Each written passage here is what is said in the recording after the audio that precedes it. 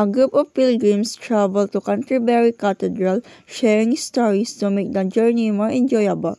The tales reveal the travelers' varied social backgrounds and personalities, providing a sharp and humorous glimpse into medieval English society. The competition to tell the best story adds excitement and suspense to their trip. The collection showcases a wide range of genres and styles, from bawdy fabula to courtly romances. Canterbury Tales offers a moral and philosophical critique of human nature during the late Middle Ages. The tales, set in a pilgrimage context, explore themes like love, betrayal, and greed.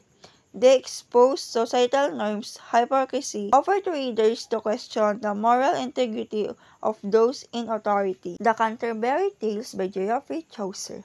Geoffrey Chaucer, an English poet known as the father of English poetry, wrote the Canterbury Tales. His tales were popular in England and are about a group of pilgrims. Chaucer presents a broad medieval society, capturing perspectives and experiences. The Canterbury Tales consists of 24 tales, each tale presenting different pilgrims' experiences and romance, while Fablio, like the Miller's and Reeves' tale, humorously highlight deception and trickery. These stories reflect the varying values and interests of the pilgrims, who represent a broad cross-section of medieval society. From nobles to commoners, their tales often reveal their social standing and personal traits, while blurring class distinctions through humor and irony. The tales demonstrate how stories can be used to entertain and teach moral lessons.